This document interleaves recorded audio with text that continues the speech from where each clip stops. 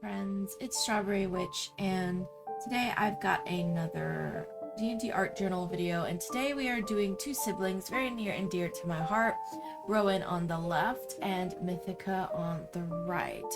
So Rowan and Mythica are part of the Nysand family, which includes their father, their mother, their oldest brother, Espen, their oldest sister, Fadia, and then Mythica, and then Rowan, their grandmother on their mother's side, and then their two aunts on their mother's side. This family was not a happy one, and there was a lot of abuse and neglect going on in this family. Their father was a member of the Zaldoran High Council, and he really only cared about power and status and just how the world, how he presented his family to the world. Rowan was kind of like the chosen one from a very young age, that they knew that Rowan was extremely gifted, so he was going to inherit the family name and therefore the council position. This put him at odds with his oldest brother, who was technically supposed to inherit the title, and his sister, his oldest sister, Faria, who just wanted to be the center of attention no matter what. And Mythica, his older sister, was really the only one who understood him, because everyone else in the family was unhappy. Everyone else in the family abused each other and hurt each other. And Mythica was the one that was in touch with her emotions. She was the silly person in the family. She was goofy. She loved to play pranks. She loved to laugh. And in her father's eyes, this made her a liability. This made her an embarrassment. This made her something to be ashamed of.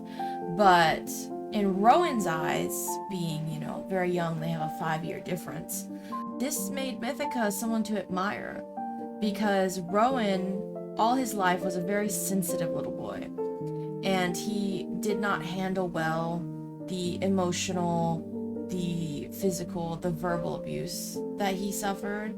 Being the quote-unquote chosen one didn't give him a pass. It honestly made things harder for him, because he had more expectations placed on him from a very, very young age.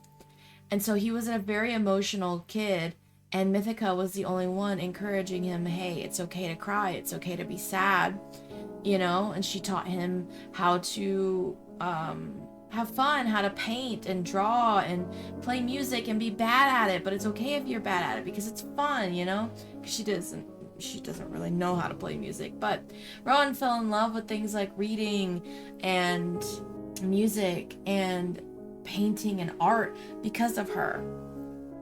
And she was always this kind of sanctuary he could go to when things got really, really bad, and she could make him laugh, or she could understand him. But when Rowan was 10 and Mythica was 15, I think are the official ages, they were discovered hiding away, having fun, in this little hideaway that Mythica had built, painting and doing all the things that they weren't supposed to be doing. And so their father had Mythica thrown out, had a bag put over her head, and she was taken to a random place in the snowy Zaldoran landscape and left there to die. And so Rowan ended up losing the only thing that was keeping him together, keeping him from collapsing in this family. And he did not know if Mythica was alive until he was 22, I think, when she finally made contact with him again. So their relationship now is very strained. They don't really know. They don't spend a lot of time together in the first place because they're just both busy doing their own things. But their relationship is a little bit strained because they don't know what their relationship is anymore. Rowan is completely different from how he used to be. He's quiet, he's reserved. He, unfortunately, I think, kind of adopted presenting himself as his father, even though he doesn't act like his father, presenting himself as his father to be respected, to stay alive. And Mythica's still the same dumb, goofy girl, so they have a bit of a strained relationship. But it's not a bad thing, they just need to spend more time together.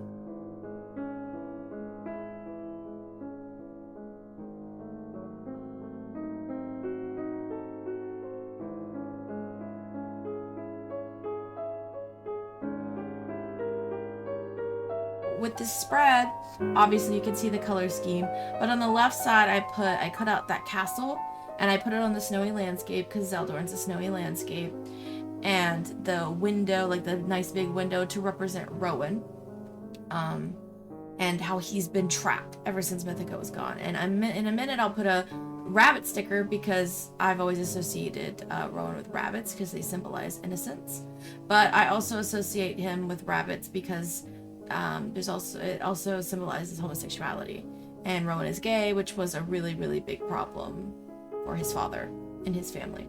So I put the little rabbit there, kind of like right next to the house, to symbolize that he's stuck right there in this house.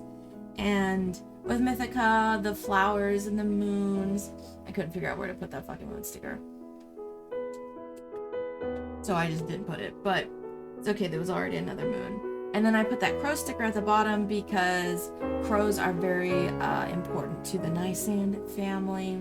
Mythica has a lot of moon symbolism, obviously, so that's where there are all the moons. And I just splattered on some black nail polish because I don't know, it felt like it needed something darker on Rowan's side because that white snowy piece made it so much lighter. So I really wanted something darker. And so I put this nail polish, this bright, sparkly purple nail polish on Mythica's side. And then I put that little sticker quote that says, "Don't forget to fly." I like to imagine that that's what Mythica is saying to Rowan. You know, don't forget to fly. Don't forget to be free. And then on the left side, I put downpour. I really mostly just put it because of that gray color. I like that gray color a lot, but it works for Rowan too. And then I wanted some element to tie them together because I put them on the opposite sides of the spread, like they're as far away as they can be. So I put this silver, well, it's more like gray, but this gray thread that connects Rowan to Mythica. So even though they're far apart, they at least know each other is alive now. They know each other is alive, and they know that if they need one another, they're there. And I'm hoping that throughout the years, as they spend more time with each other, their bond gets stronger. It's not ever going to go back to what it was, of course, but hopefully that the string can bring these pictures back together so they're no longer ripped apart. But that's kind of what the symbolism was for ripping them as well. But I am quite proud of this. I like this spread a lot. The colors and the aesthetic of this spread is so nice, and I have been looking forward to doing these next few spreads for a very long time. So I hope you enjoy them, and I will see you in the next video. Thanks for listening.